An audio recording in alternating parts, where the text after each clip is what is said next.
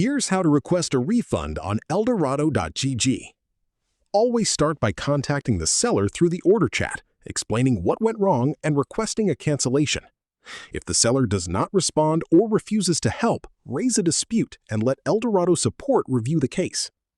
For account purchases, you are eligible for a refund if the account was not delivered on time, has wrong login details, is not full access, or does not match the description.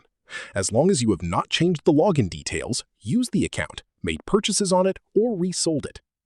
Sellers get 12 hours to resolve login issues before a refund can be approved. For boosting services, refunds apply if the seller did not finish on time, harmed your account, changed your details, or used programs causing a ban. For currency and items, you can get a refund if delivery was not completed, only partial delivery occurred, or if items were gained through cheating. For gift cards, refunds apply if the card is invalid, already used, or not as described.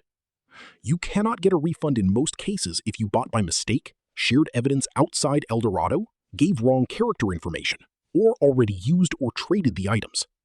If this helped you out, hit that subscribe button for more straight-to-the-point tutorials on step-by-click.